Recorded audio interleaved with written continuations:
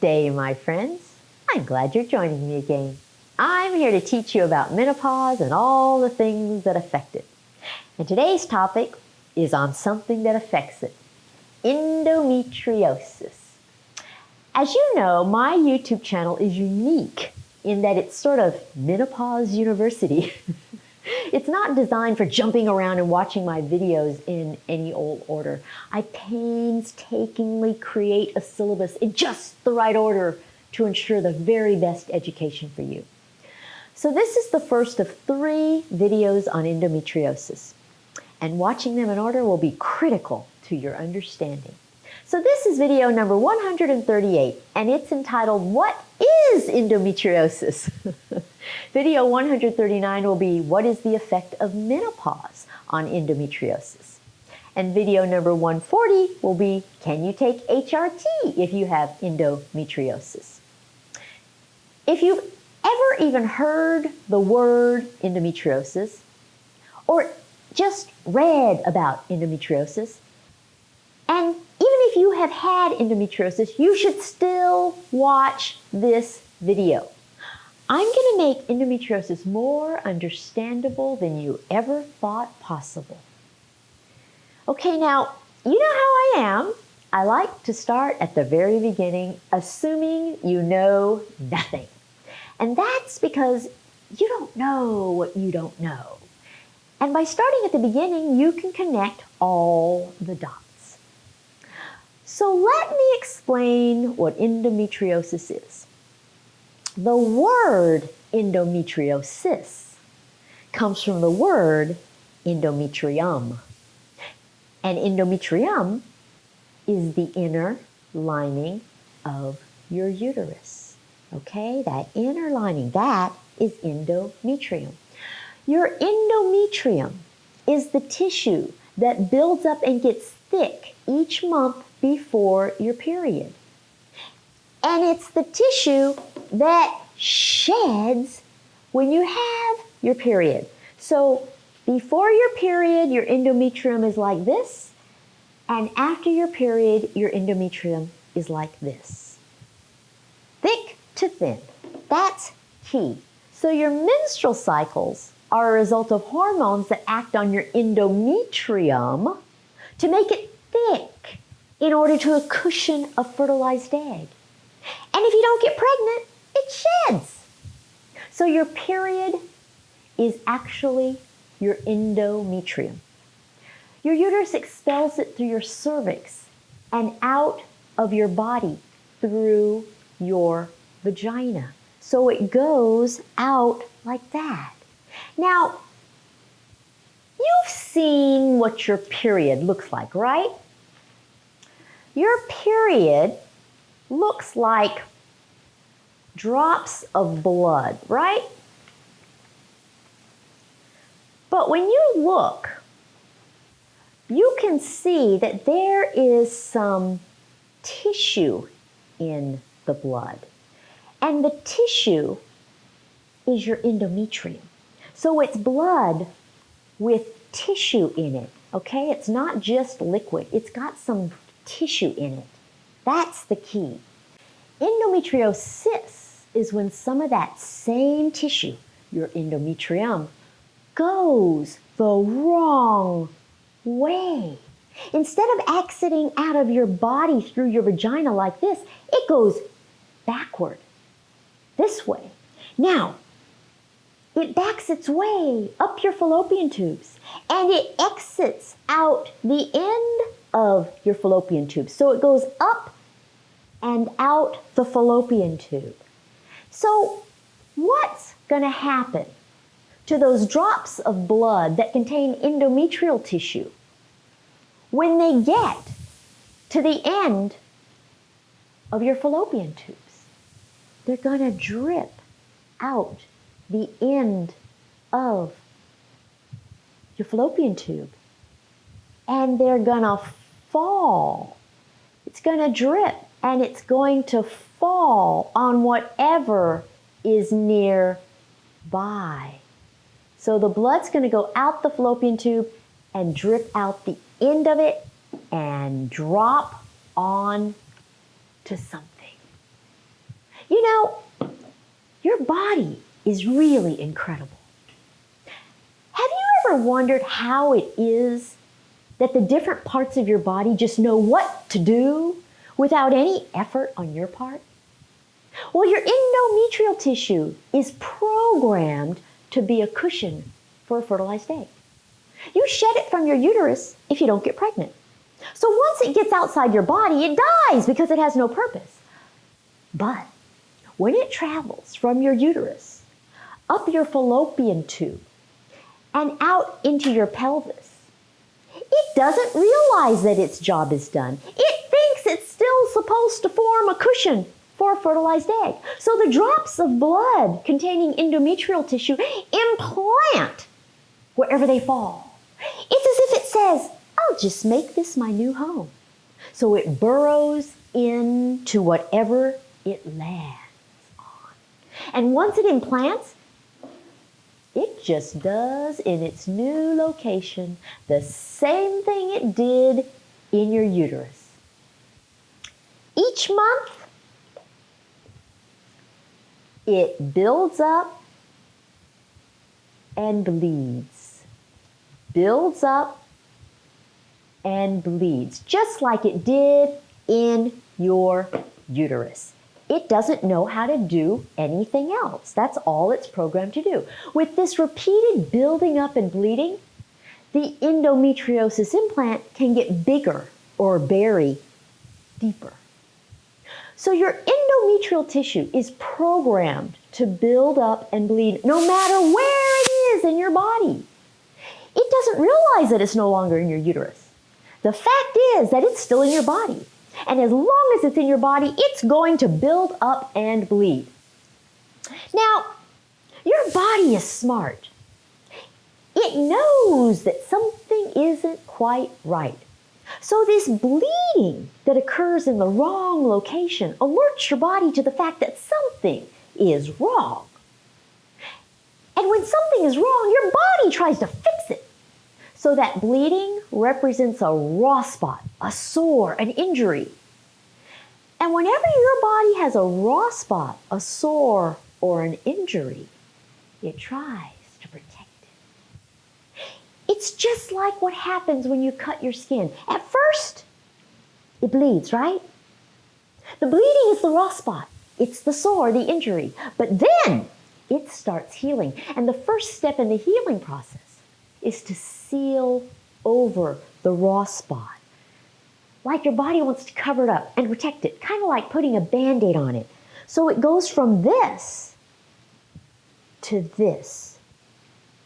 Okay? And then that covering forms a scab, and the scab is thick and hard compared to your normal skin, isn't it? Well, that's because your body provides extra protection to the area that is injured. And that scab remains for days and days, doesn't it? It's hard and it's crusty and it's big, and eventually it falls off. And when it falls off, it leaves a scar. Now the scar is visible, and it's there forever, and it's thicker, tougher skin than the original skin. So, this is your body's natural healing process. When something bleeds, your body tries to heal it by covering up the raw spot, which hardens into a scab, which eventually becomes a scar. And this is your body's way of putting a Band-Aid on it. So what do you think your body is gonna do about the bleeding that occurs as a result of endometriosis? The very same thing. Your body uses this healing process to fix things on the inside, just like it does on the outside. So when the endometriosis implant bleeds, whatever is nearby tries to protect the raw spot by covering it like a Band-Aid. So, whatever comes and covers the raw spot gets stuck. It's stuck. And once it's stuck, it begins to get thick like a scab. And eventually, it gets even tough, like a scar. The name for scar tissue inside your body is adhesions. It kind of comes from the name adherent, from the word adherent or adhere. Adhesions can be filmy, very loose, mucousy connections, or they can be really thick, fibrous bands. And what they do is they cause two things to stick together. So here's a model demonstrating adhesions from one pelvic structure to another. I made the adhesions with rubber bands. You have the uterus here, the endometrium here, and you have some drops of blood, red blood, that have fallen outside and landed outside because they went backward through the fallopian tube and dripped outside the uterus. There's some on the ovary and there's some on the areas other than the ovary. And what you have here are rubber bands that show two structures adhering to each other. So the outside of the uterus is adherent to the fallopian tube here. The outside of the uterus is adherent to the ovary here. So two things can be connected that shouldn't be connected by scar tissue, which is what we call adhesions. So what's in this area where endometriosis can form? Well, it's everything in your pelvis. So here is a pelvic model. And in this pelvic model, you can see that you have your uterus, you have the fallopian tubes out to the side, there's the ovaries, but that's not all. Your intestine is nearby down here, and your bladder is nearby up here. This means that all these structures can have endometriosis on them. And it also means that any of them can be adherent to any of the others when adhesions form.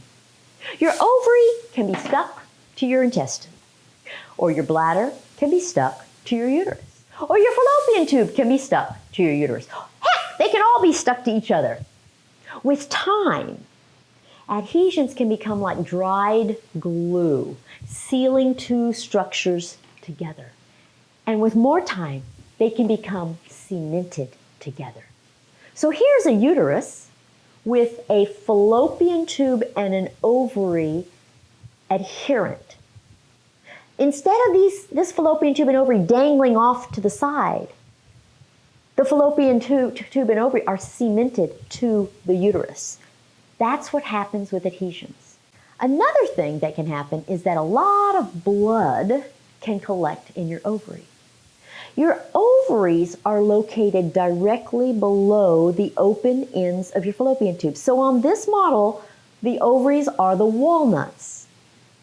So they're in a prime location for collecting endometriosis. So if implants of endometriosis collect in an ovary month after month after month, the ovary can become big and swollen with blood. We call an ovary that is full of endometriosis an endometrioma, and it looks like this.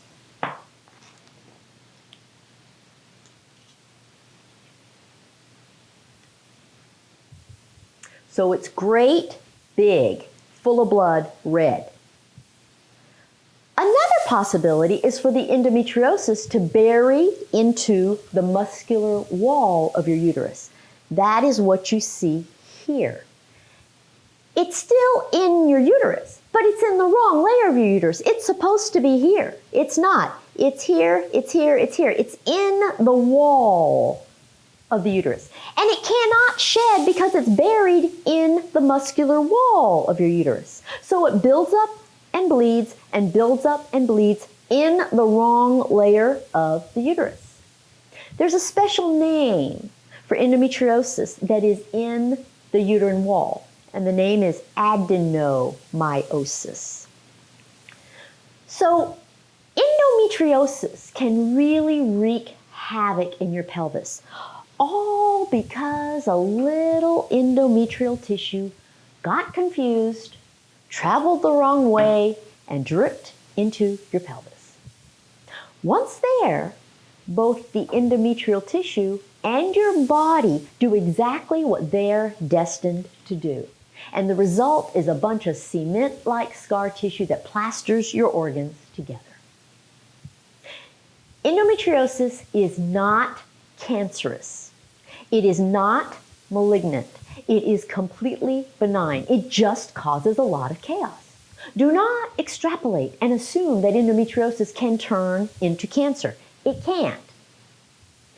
So, who gets endometriosis? At the very beginning of this tutorial, I started by saying that your hormones make your endometrium get thick and then shed each month. So as you can see with this, it's your cycle. And what you see on the bottom is the lining in your uterus, in other words, the endometrium. Every time you don't get pregnant, your endometrium gets thick and then it sheds, and it's all governed by your hormones. What this means is that each cycle creates an opportunity for endometriosis to develop. With each cycle, there is the potential for some of your endometrium to go the wrong way and go up the fallopian tube and drip out the end of the tube onto structures around it. And any endometrial tissue that goes the wrong way and backs up your fallopian tubes can lead to endometriosis. And let me qualify, even if you have a visible period, some of your endometrium can go the wrong way. So this is not an all or none thing. Some endometrial tissue can come out your vagina and some can back its way up your fallopian tube. So you can have tissue going both directions during the same cycle. It's not only one or the other. They can both happen at the same time. But the bottom line is this. The more cycles you have, the more opportunities you have to develop endometriosis. Put another way, the fewer pregnancies you have, the more opportunity you have to develop endometriosis. Anything that interrupts your cycles decreases your chances of having endometriosis. So pregnancy, where your cycles are interrupted for about 10 months, decreases your risk of endometriosis. Breastfeeding, during which most women have no periods, decreases your risk of endometriosis. And using birth control in a continuous regimen in which you never have a period decreases your risk of endometriosis. The more periods you have, the greater your risk for endometriosis, period. We used to call endometriosis the career woman's disease. And that was because career women were the ones who had period after period after period with no interruption. So now you know that endometriosis is directly related to and results from having cycles. So next you need to know the symptoms of endometriosis. Now, this is a little tricky. Endometriosis can produce symptoms.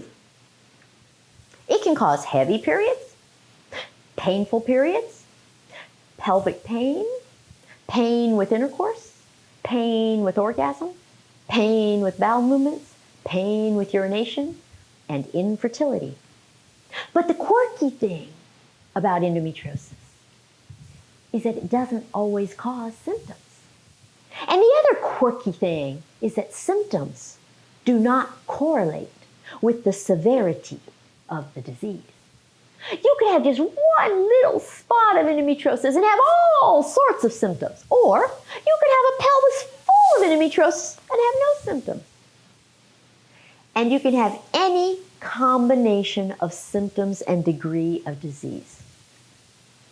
So, let me summarize what you've learned about endometriosis. Endometriosis is endometrial tissue that is implanted outside your inner uterine lining. It causes adhesions because it builds up and bleeds no matter where it implants. It is directly related to having menstrual cycles, and it can produce symptoms, but they do not correlate with the severity of the disease. So, that should give you a pretty thorough understanding of endometriosis. And since this is a video series on menopause, the next video will address the effect of menopause on endometriosis. So this is where I'll stop today. I've told you a lot. You'll probably want to watch it again. Pretty interesting stuff, and I hope it has helped you. I'm available for one-on-one consultations if you have endometriosis and want to discuss your particulars. All you have to do is go to menopausetailor.me to schedule one. So in the meantime, I'll see you in a week, but follow me on Instagram, Twitter, and Facebook, and subscribe to my channel so that you get all these videos and learn everything you need to know. I'll see you in a week. Bye.